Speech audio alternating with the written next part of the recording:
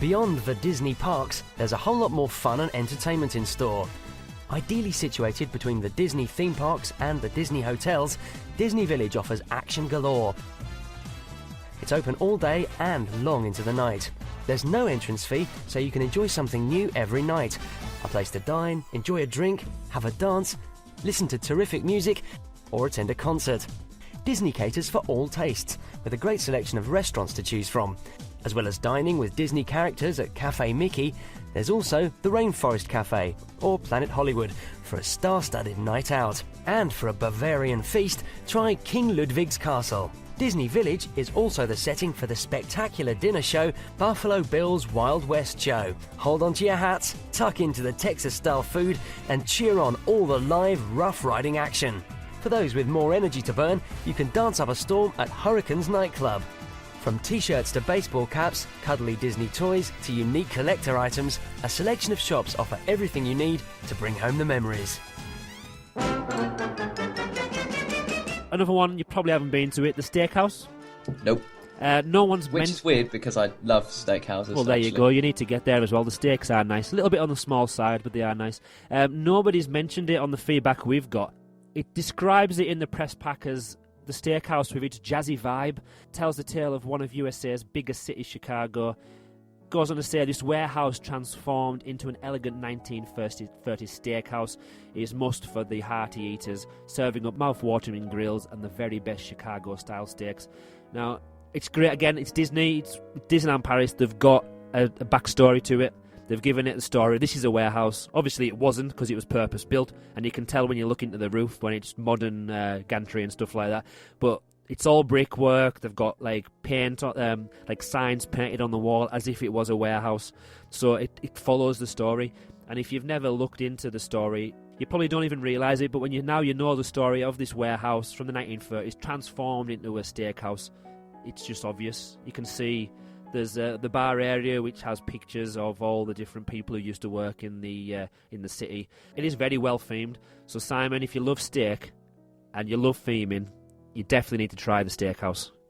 Now, are we talking Chicago-style steaks, or are we talking French-style steaks? Because I'm very confused, being in Paris, but having American-style steaks. Can the French even bring themselves to cook steak in a way that is not the French way? From my experience of this steakhouse, it was very much the French style. Now, it might have just have been the time I was there. So if anyone has any other experiences of the grills and the steaks in the steakhouse, let us know. I feel I should say here, though, I mean, the French way of cooking steak is delicious. So there's no problem with that. I'm just raising the point. Yeah, just raising the point. It's very tasty. Although it says there for the hearty eaters, I was hungry once I left the steakhouse because it's only a small piece of meat. Again, quite French. Yeah, they must have very small stomachs if it's for hearty eaters. It's the French steak. Yeah, nobody mentioned anything about that, so we'll just keep moving on. New York-style sandwiches.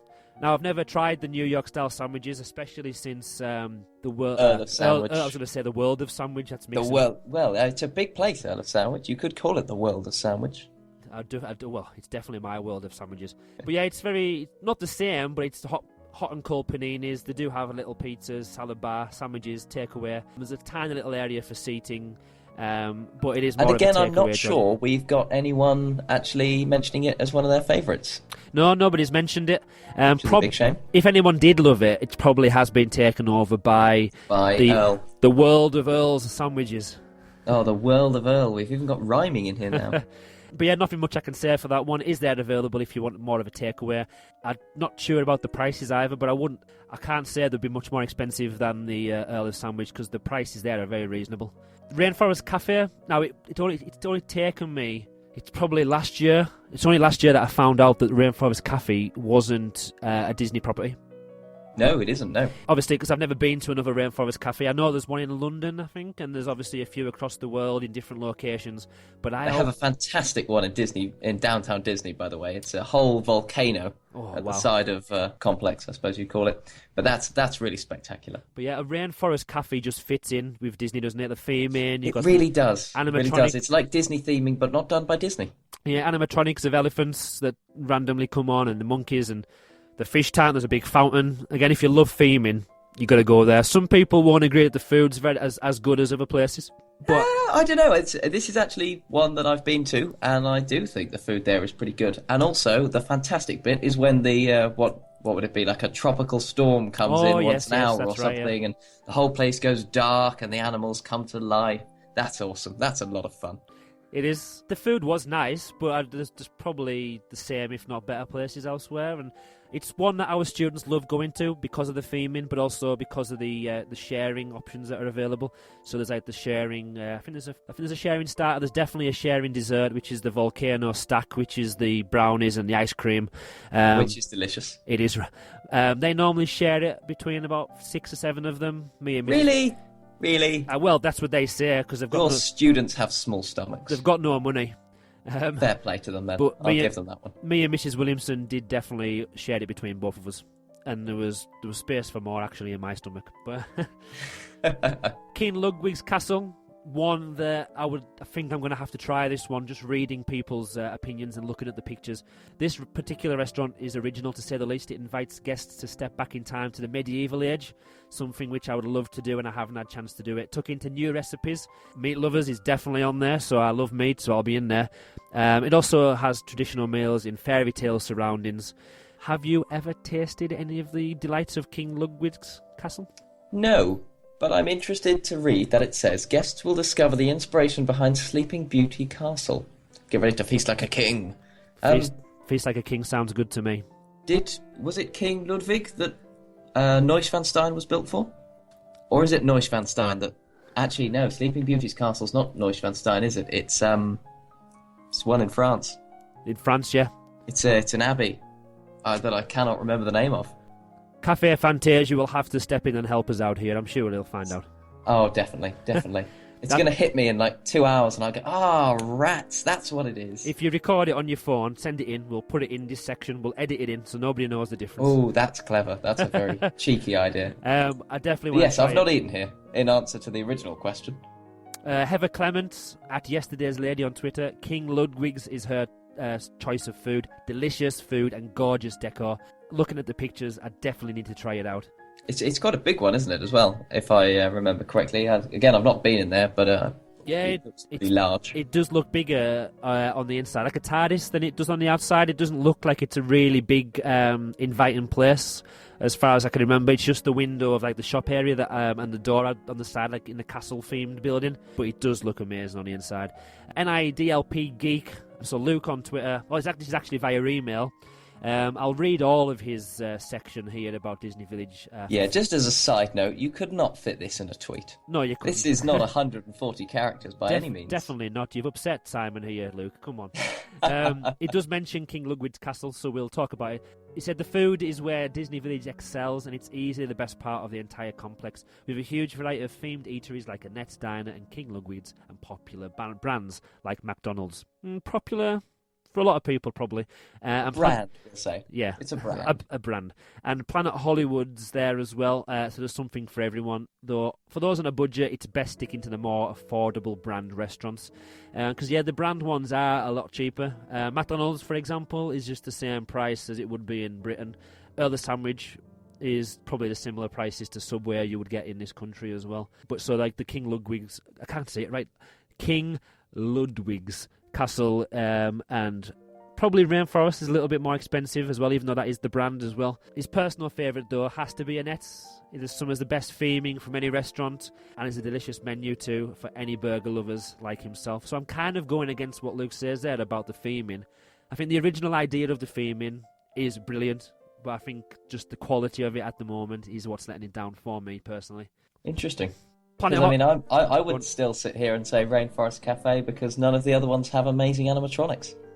And for Disneyland Paris fans and Disney fans in general, that's got to be a couple of... we love a good animatronic. It's got to be...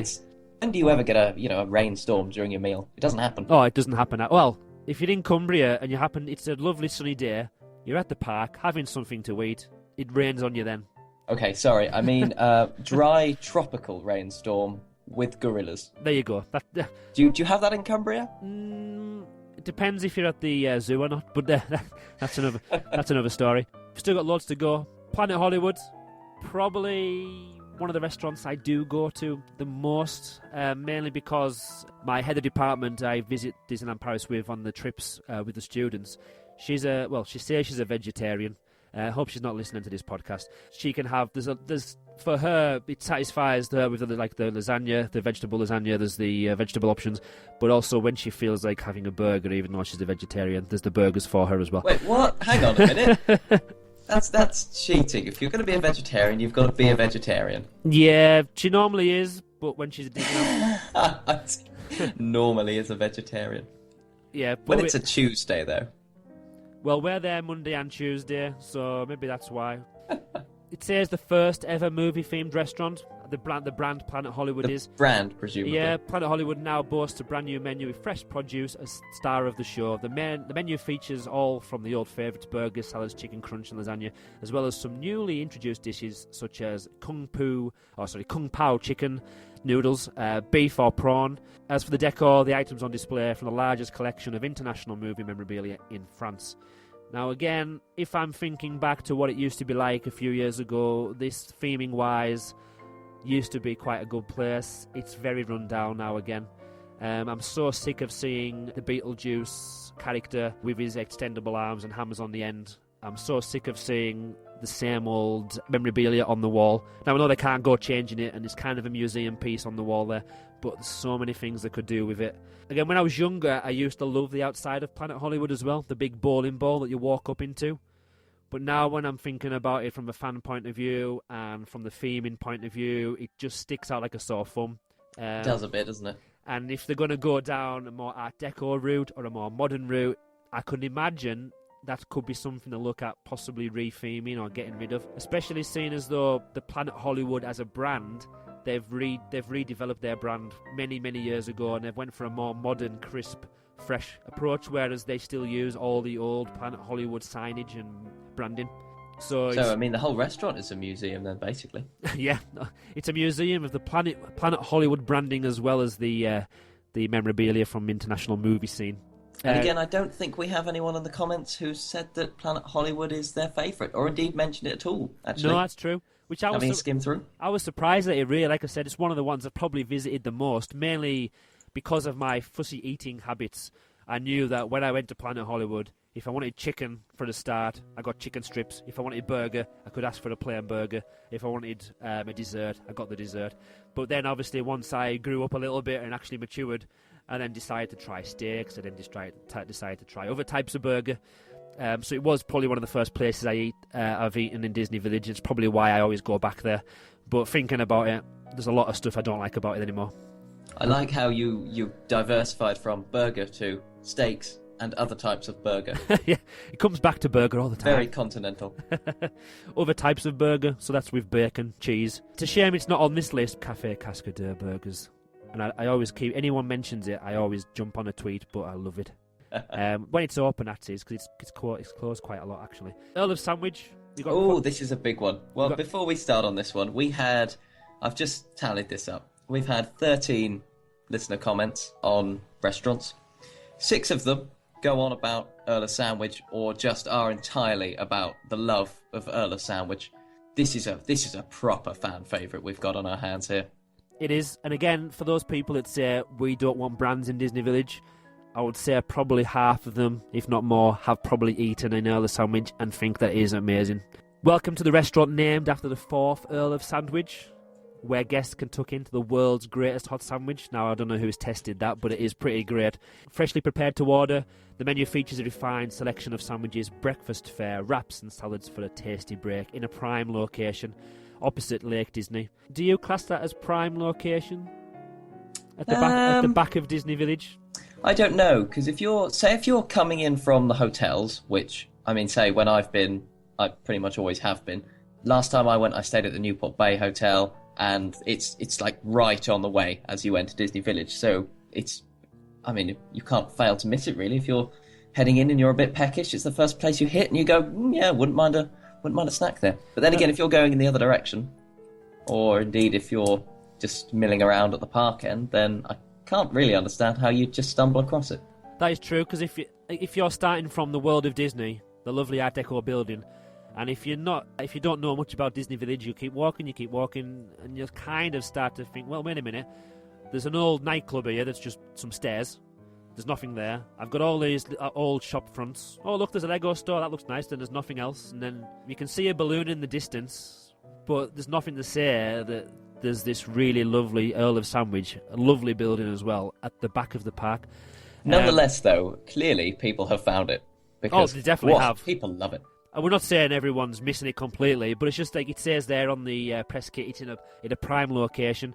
For me, a prime location, obviously there are people walking past it all the time. So I would say World of Disney is a prime location. It is, or even if this was to take over where Hurricanes Disco was, and they had put in this big, nice glass-fronted building in the middle of Disney Village, that would, for me, be a prime location, because you've got all the shops.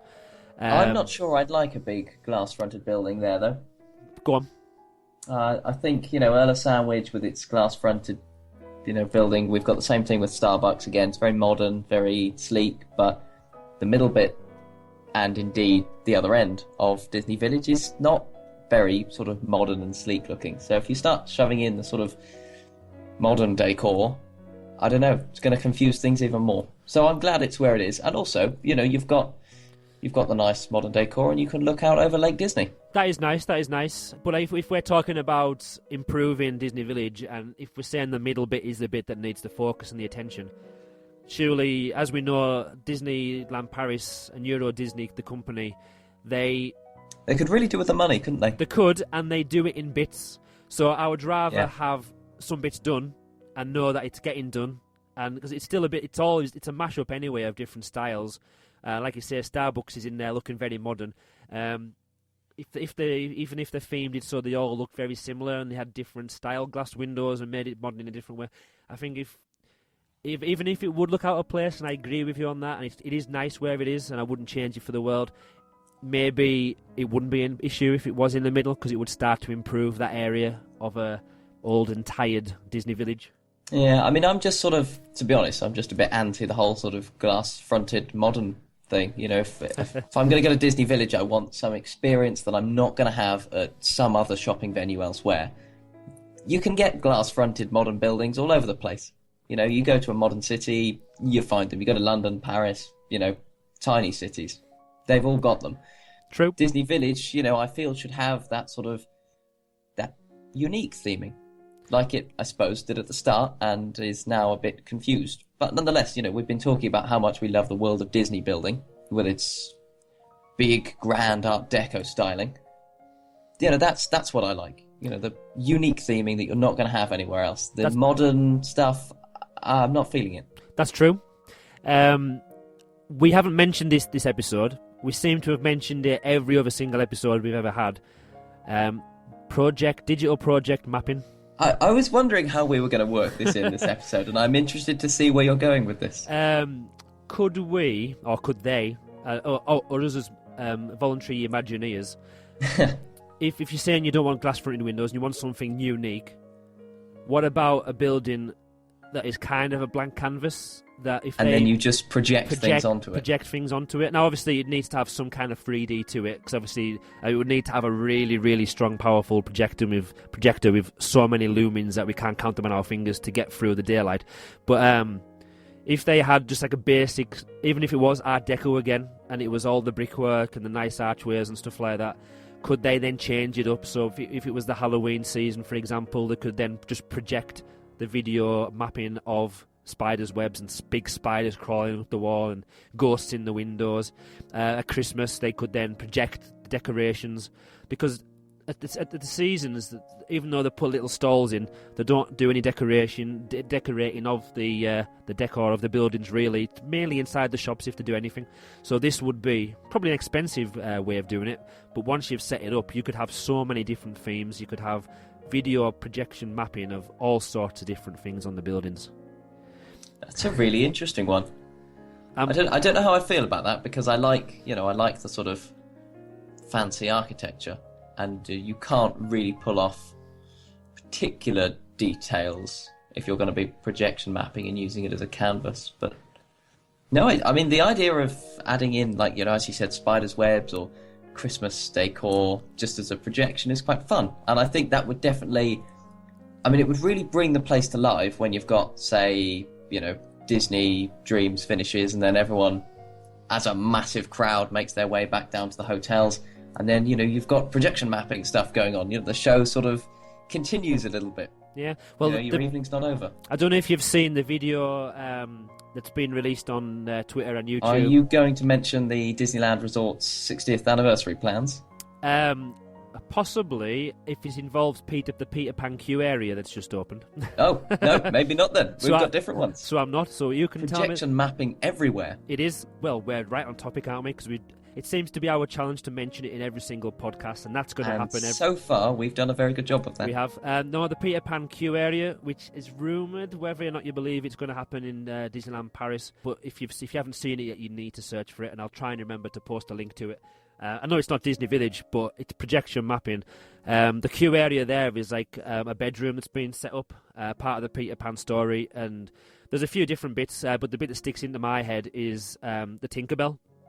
So she's projection mapped into the scene, and you can see her flying around. She's going in and out of drawers, physical drawers that are there. Then there's props that are moving, and the effect that it's given, and the way that it made the queue area interactive is so amazing. They've got shadows that are projected onto the wall that look like the people in the queue, and they actually could be the real people in the queue because you can move and interact. There's bits, the shadows that come down, and if you wave your hands, you can grab them and move them around, and they kind of interact with the guests in the queue area. Disney are investing a lot of money in this technology, and it's something that you can kind of, once you've got it, like with Disney Dreams, you can just keep adding or taking bits away, and you can add new different sections.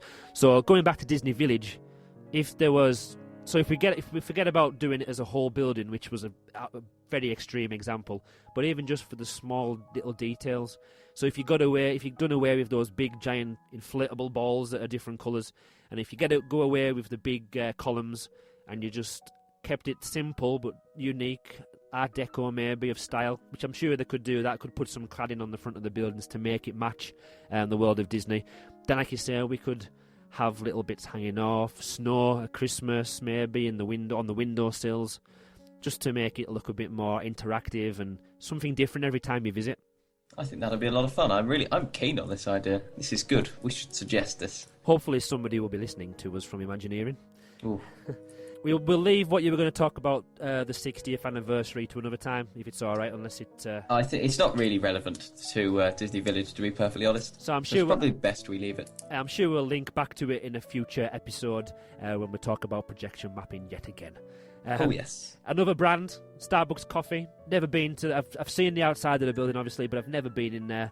The only reason I would have went in there is if the Wi-Fi they offered was free, but you had to purchase something to get the Wi-Fi. So really? Yeah. Or it was definitely paid. It wasn't free Wi-Fi, so I never visited Starbucks Coffee. I'm not really a big coffee drinker. No, nor am I. So I've never been there. Nobody's really mentioned it. It's not a very exciting brand. We have them all over the place. That's true, and a lot of people, again, I know a lot of the American parks, they're a bit distraught that they're replacing some of the more traditional drinkeries and eateries in the parks with Starbucks Coffee. Are they really? Yeah, in some of the some areas they're putting Starbucks Coffee into the parks. Yeah. Ooh, controversial. Definitely something I do not want them to do at Disneyland Paris. I agree. Happy for it to be in Disney Village. Disney Village is definitely the place for it. That's the place. If it's going to be anywhere, that's the place it's going to be. Nothing much to say there, really. It's a Starbucks, like any other Starbucks. Yeah. Sports bar. This always impresses me, the sports bar, mainly because when we go with our students and we've let them off free to the parks, we always pop there, and the tour company that we go with put on a free bar for the staff of about 2 or 3 bottles of beer and a few glasses of wine and a few snacks, and we can network with other teachers in our country. So that always that's probably the only reason I've ever been to the sports bar. But also I've watched a couple of Liverpool games on the big screen TV that's on the sports bar terrace.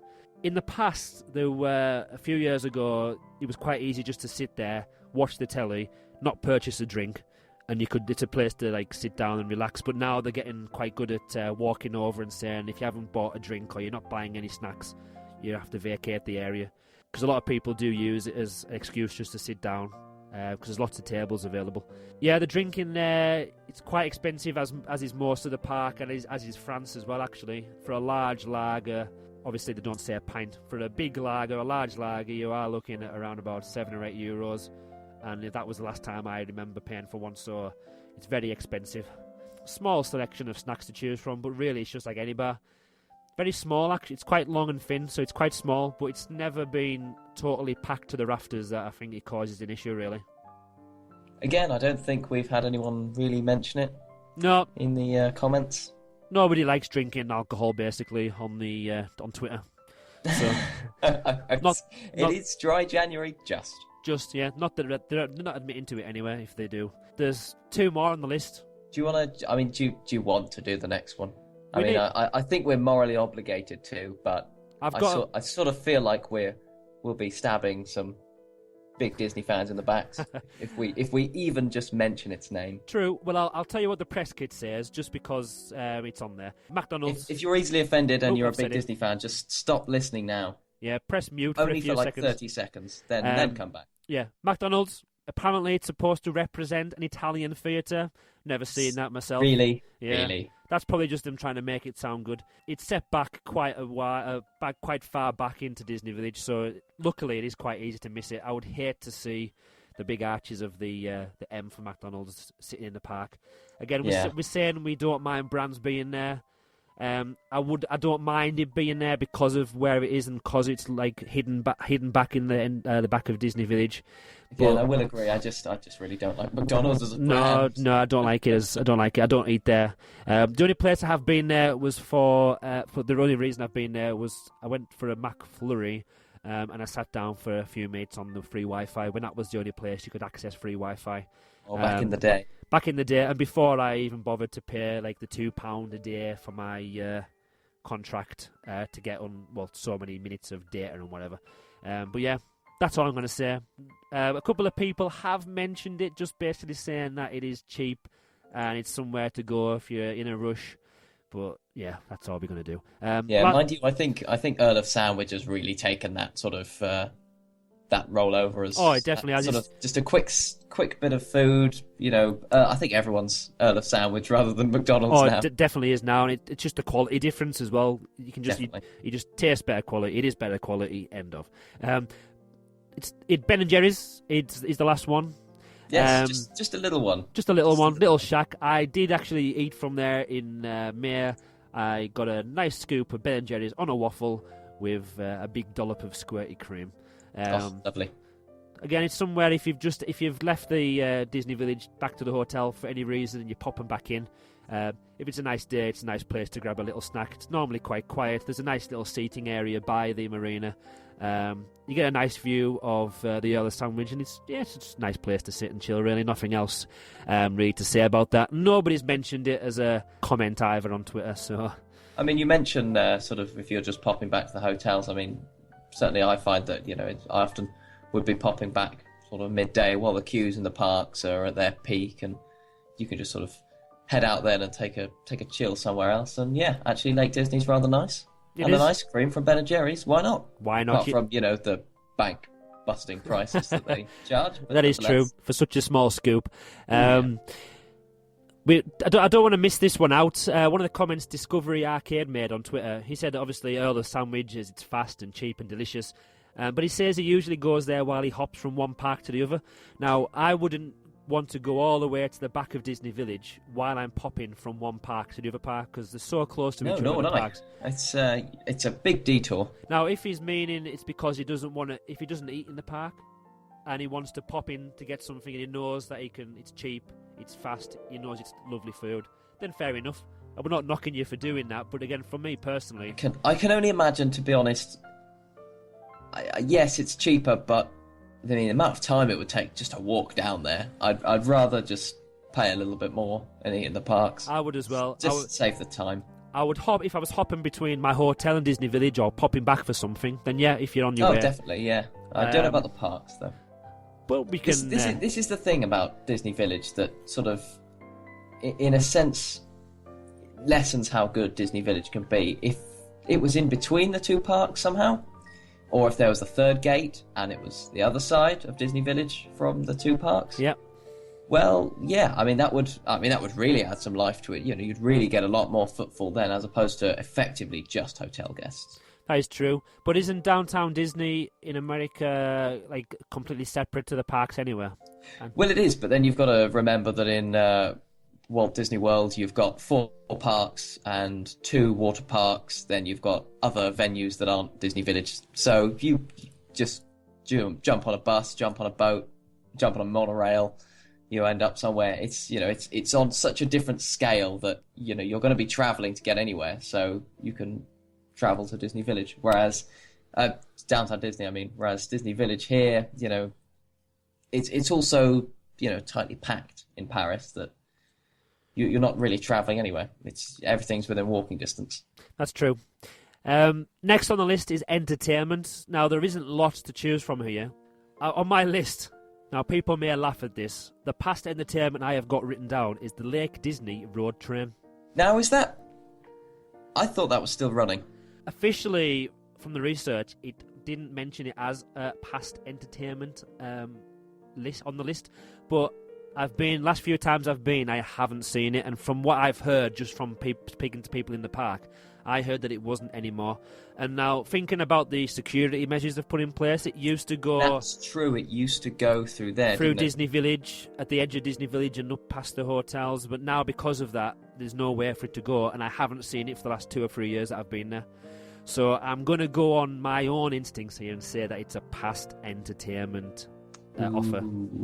Again, if anybody's got any connections with Disney Village or Disneyland Paris, or if you're a cast member and you know it's still there, it probably does still exist. It's probably in a garage somewhere, but I haven't seen it working for quite a while.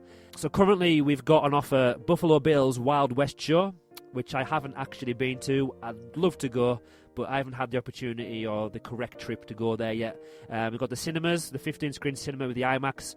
We've got the bowling and the games arcade, Panoramagic, the balloon, and the Disney Village Marina. There's also things like the Segways, which you can hire and go off-road and go up around the park and stuff like that. They also tried, and I'm not sure if they still do it anymore, they had these like taxi bikes that were on the ice skating rink, because the ice skating rink is kind of no more. You can't, at the moment anyway, you can't hire any ice skates for that. So that's been taken out as well. The main bit to talk about here really is Buffalo Bill's Wild West Show. Have you been in there, Simon? No, again, that's another one that I haven't actually. So we're going to rely on other people for this, because I haven't either. I've watched all the videos, so I've seen what happens in there, but I haven't actually tasted the atmosphere myself. Apparently, according to the press release, it's one of Disney Village's hottest venues. Again, we've got the fact that Mickey Mouse is involved in it as well. It's such an amazing experience, especially for the younger guests. So Buffalo Bill there, Sitting Bull, you've got Annie, the Rough Riders. And what makes it so special, especially for those who love food, is the fact that you can sit down while you're watching this show, the award-winning show, I believe, and you can watch these actors and characters doing their Wild West stuff. Apparently it's been around for 22 years now, and the public can't get enough, and apparently they've just celebrated welcoming 10 million guests to Buffalo Bill's Wild West Show. That's quite impressive. That's more than double the population of New Zealand. There we go, that's a nice little fact for you there. The thing that gets me, though, is the price. Now, It says a ticket price up until March the 31st this year, 2015. Category 1 price is €74 for an adult, which I suppose if you are getting a show, and I can imagine if they were charging for the show, they would still charge about 30 or 40 euros for you to get in if they were charging tickets for it. So you probably could argue that it is probably a decent enough deal. But then if you've got to pay for a child who is 3 to 11 years old at 61 euros, and you've got a few adults, a few children, you're talking a very, very expensive meal there. Because it's normally, we paid 110 euros for 2 of us and a little kid in Inventions, and we thought that was expensive. But this, again, I would probably get more out of going to a character eating experience in Inventions or Cafe Mickey, for example, rather than sitting far away and only having them as a show for you, like for everybody, rather than just you individually. It's a difficult one to know, really, having not been there, having not seen the show, to know quite how good it is, really. I mean, it's one of these things that they really hype up, and it's been there a long time, so I would imagine it's pretty spectacular. Oh yeah, from but the again, I just don't know. From the video I've seen, it does look really good, and what the guys are doing is amazing, and they do put a lot of effort and a lot of care into their work. Because obviously they've got the animals to look after, the horses, the buffalo, which funnily enough did run wild. Well, one of them did run wild a few years ago in Disney Village, and there's lots of images on the Twitter of buffalo rampaging through Disney Village. Luckily, nobody was hurt. Yeah. But it's one of those things, we can't really say much about it because we haven't actually experienced it ourselves. But I can just imagine sitting there wearing your cowboy hats, cheering your friends, eating your authentic Texan meal. It must be really good, and it probably makes the food taste even better than it is because of the atmosphere it creates. Yeah, I mean, when we've talked about restaurants previously, we've always said that we like a good atmosphere, and what's a better atmosphere than an actual show? Sounds good, doesn't it?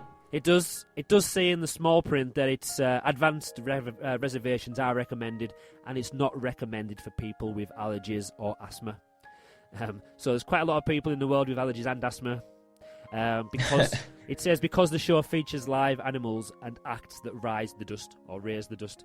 So not one for you if you have a bit of an allergy there. Other types of entertainment we've got Billy Bob's Wild West Saloon. I've been in. We completely forgot to mention on the food as well. It's probably because it's not in the press pack, but Lagrange, whatever you want to call it. It's the buffet, Tex-Mex style buffet, which is in Billy Bob's saloon.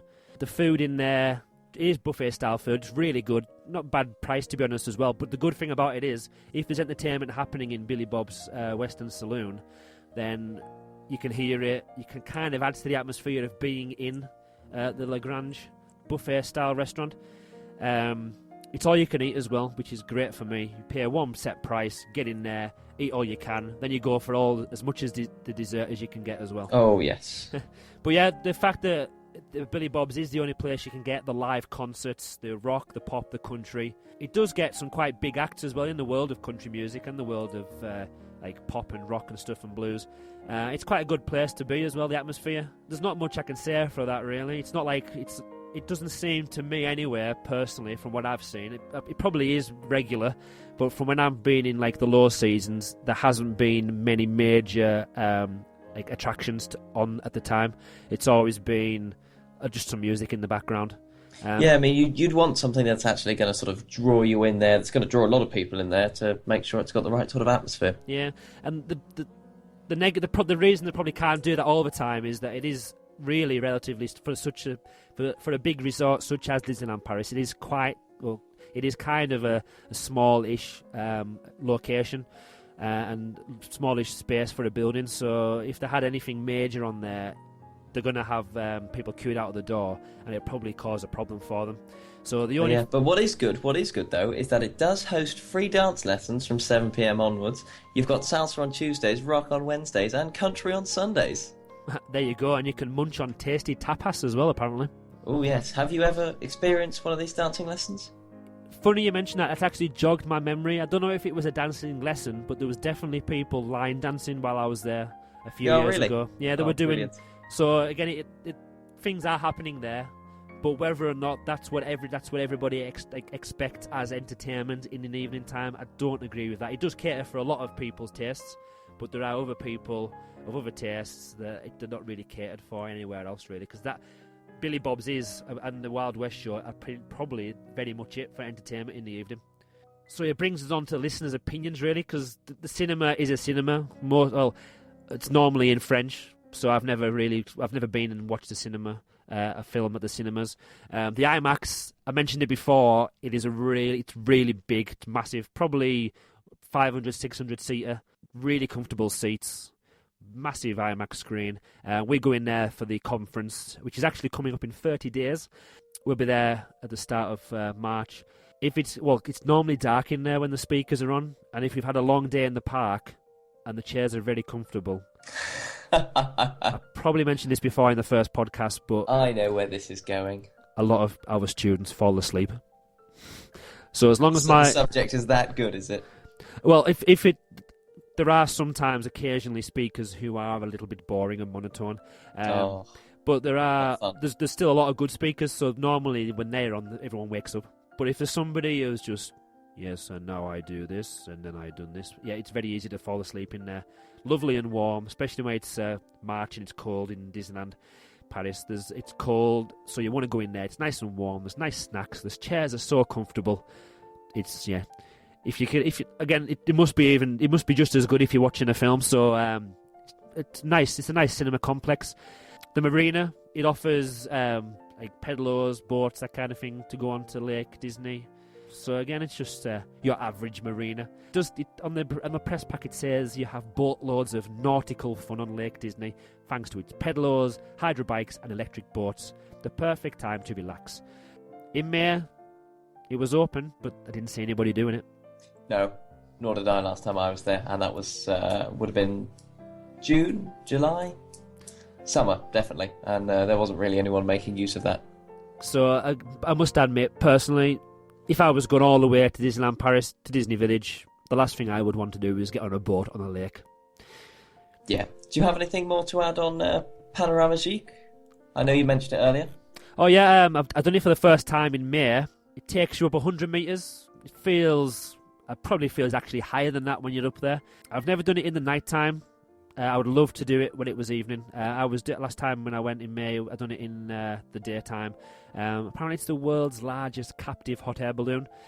It's really weird when you get up there. Well, when you board the Panorama Gique, it's kind of like a donut ring, and there's like a big wire that comes through the middle that attaches itself to the balloon, which winches it up and down. But when you're going up, you start to move. Well, it was a bit windy the day we went up, and it started to move sideways away from the kind of station area. But the view down the avenue, the only avenue of Disney Village, you can see all the shops, and you start moving up, you can see the roofing area. You can actually see the remains of the original Festival Disney idea and concept of Power Station, as our good old architect Frank mentioned when he started work on this Disney Village concept. But you can see the train station that comes up next, so you can see the main French line going through and underneath the walkway over to the parks. You can then see both parks as well. You can see the castle, you can see the Tower of Terror, but it is a really spectacular view, and it's definitely the price wasn't too bad. I think it was about 15. I'm going to make this up now, but I think it was about €15 for us to do that, so it wasn't too bad. That's not too bad, yeah. I would double check the price, but I can always remember it being. I wouldn't have paid for it if it was stupid amount of money, but I paid for it, so it can't have been too bad. But yeah, the view was spectacular. If you want to see, if you love architecture and you love the layout of buildings and you love the theming, it's great to see where things are and the perspective of things as well, and the size of items, and where it does give you a little sneak into some of the backstage areas. Mainly the ones in Disney Village, but you can see the conference venue, which is there, like the big tent. You can see some of the other. You can see the Disney Village car park as well, which I knew existed, but I'd never seen it before. Obviously, I don't need to use that, but you can see the car parking and stuff like that. And yeah, they're the boring sides of it, but it's just something new that you've never seen of Disneyland Paris before. And from a very different angle, being above it. Oh, definitely, yeah. It makes a really good picture, but I was carrying my son at the time, so I didn't get the best picture, so I haven't been sharing those ones. Nikki, DLRP Wonders, said that Disney Village needs something more in terms of nightlife. We were saying there, the next to Billy Bob's, there's hardly anything at all. She would love to see something like Hurricanes nightclub back. Again, it kind of caters for a different market, doesn't it? If Billy Bob's is for the people who like entertainment-wise, country, pop, that kind of thing, when we could use Hurricanes, and Hurricanes was more of a nightclub, the dancey type of music, and it was open till late at night. But then again, in my opinion, do you want to have... Because when I associate nightclubs with drunk people being naughty when they're drunk, and that's not the kind of thing you want to have at a Disney resort. It's not very Disneyland Paris, is it? So I don't think I would like a Hurricanes nightclub back, but it definitely needs something else. Either a theatre where they can put on a stage show and change it every year, or even if it's just... even if like people call NIDLP gig goes on to say this in a minute, but Streetmosphere, he uses that word. Even if it was like entertainers, jugglers, or somebody on the side of a street, and I've just stole that from him without realising it.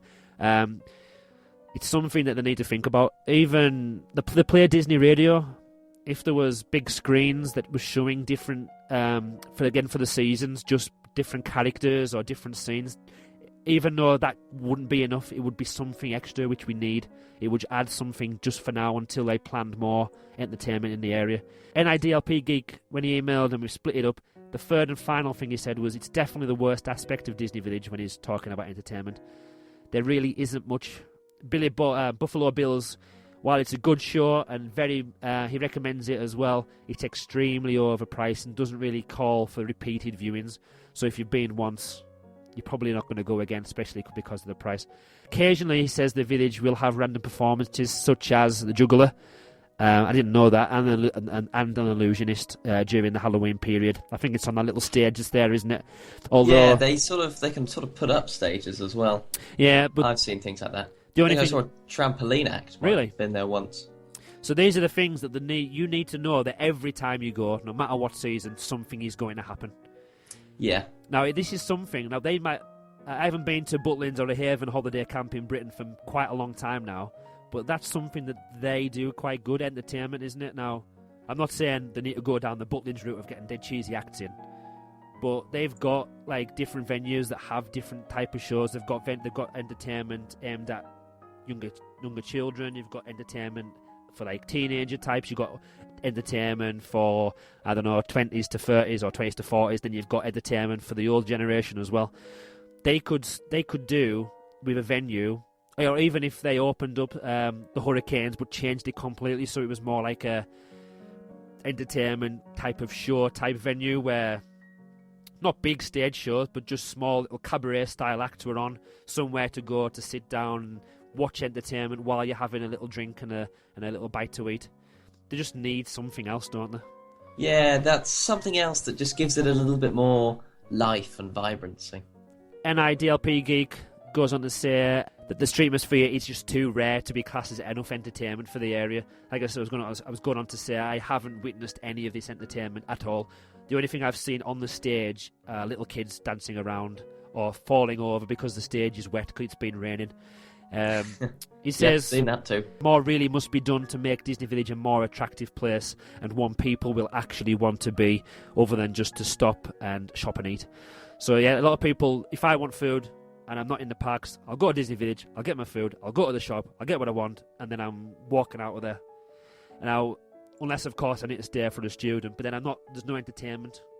No. If there was something for me to do... It's the entertainment that sort of makes you stay, isn't it? Yeah, like, makes you come back as well. Not everybody goes to the shops every visit, I'm sure. There's people who, if they visit it quite a lot, they're going to go, well, I'm not buying merchandise every time I visit the parks, but maybe they would use it, spend more money in Disney Village if there was entertainment that was changing on a regular basis.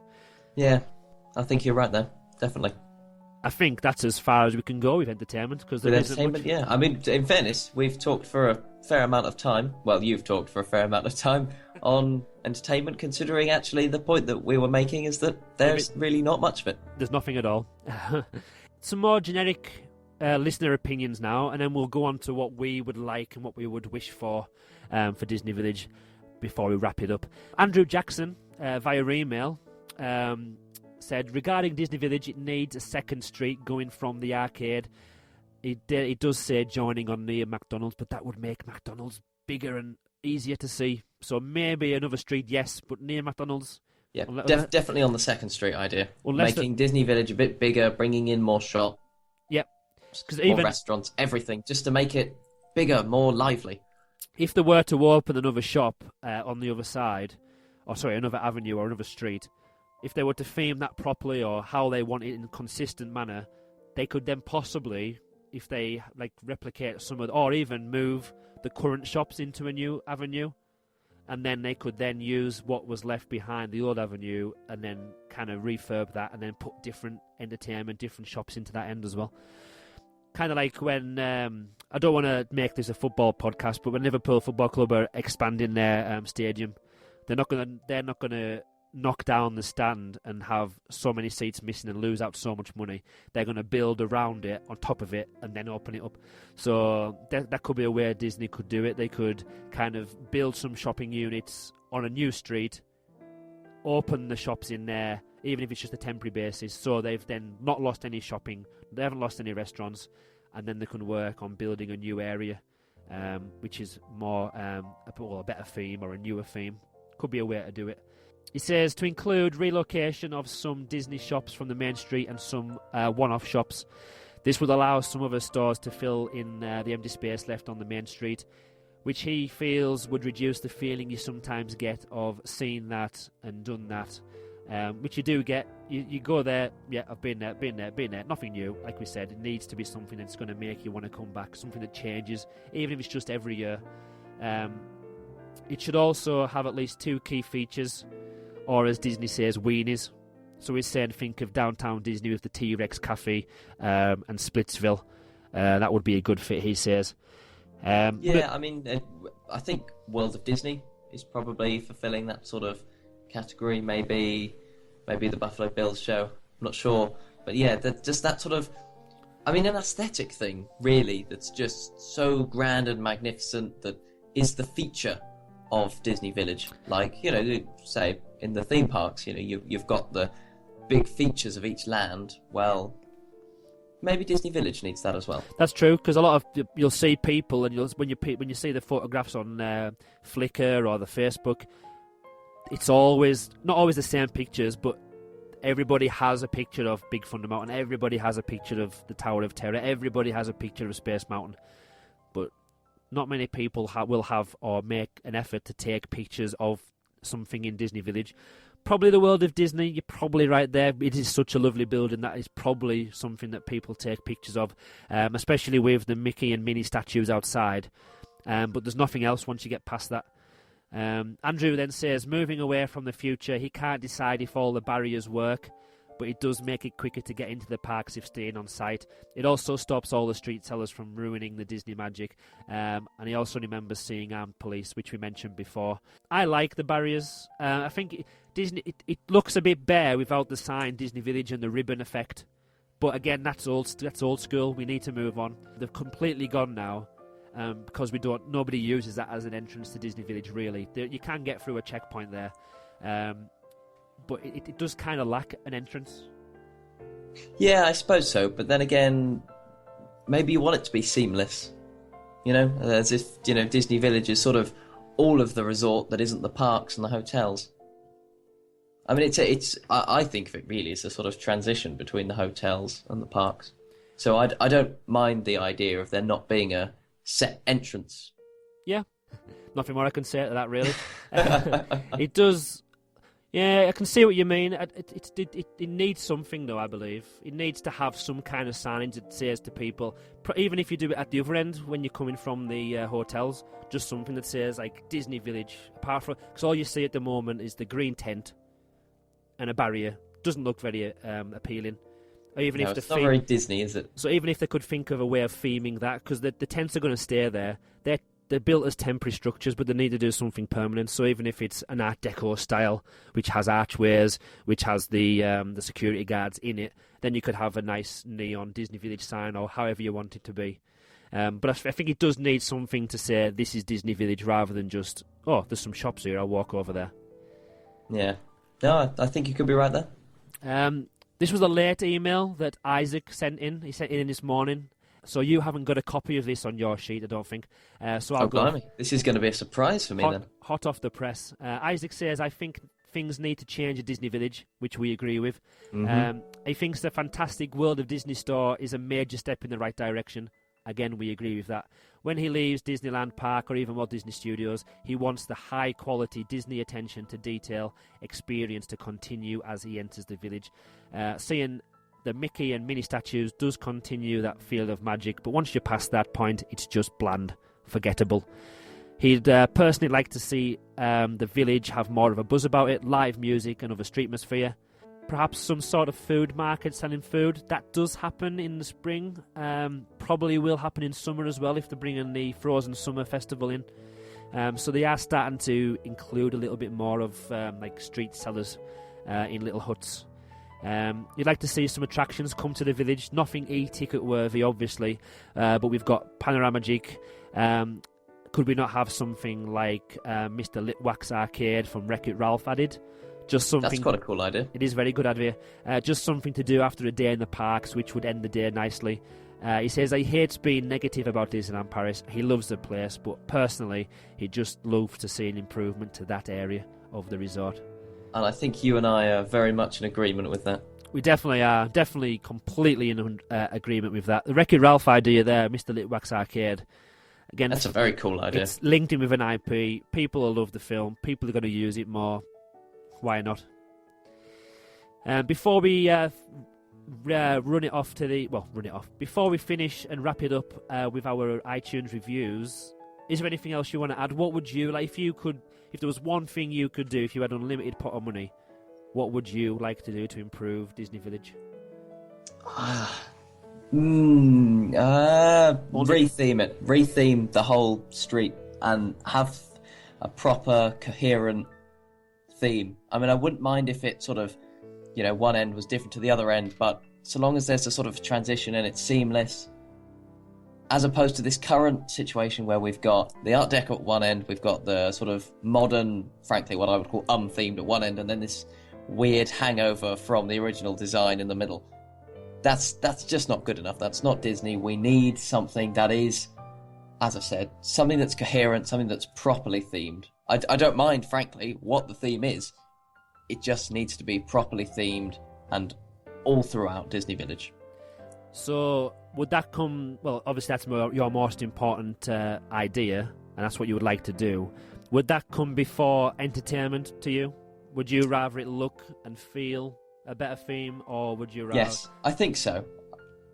I think if you've got the entertainment... if you've got the architecture and whatever there, you would need the entertainment less. I think the entertainment's vital at the minute because, quite frankly, the general atmosphere isn't that nice. Whereas, if you redid the place with a proper theming, then you've got that atmosphere then. You don't need other things going on to distract you from it because the place itself is gorgeous. The place itself would have that lovely atmosphere. Totally agree with you on that one. It kind of backs it up as well by thinking about what they've done with the Ratatouille area, Place de Remy. Because yeah, exactly. You've got that sort of Walt Disney Studios park that is really not got much going for it, and then suddenly you've got La Place de Remy, which is gorgeous and beautiful. And you don't need any of the distractions that we'd ask for throughout the rest of the park because that area of the park is just so lovely and beautiful. Yeah, so it's got the store, it's got the bistro, Chez Remy. There is music pumping in there. Obviously, it gives it the feel of France, the feel of Paris.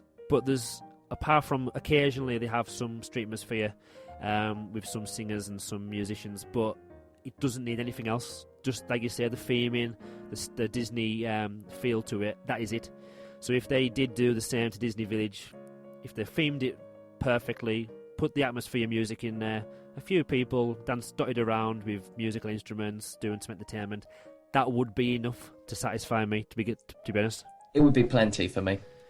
But I mean, again, as you said, the question was if you had an infinite pot of money, and unfortunately, Disney doesn't.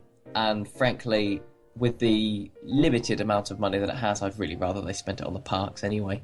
That is true. iTunes reviews. Now, we said a couple of episodes ago, or it could have been last episode, that we're getting... Well, we didn't have many iTunes reviews.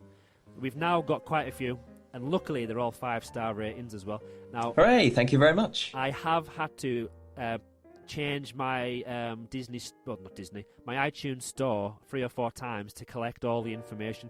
We've got some from the USA, we've got some from Germany, some from UK, and some more from Ireland as well. So if you would like to go through some of the iTunes reviews from the USA.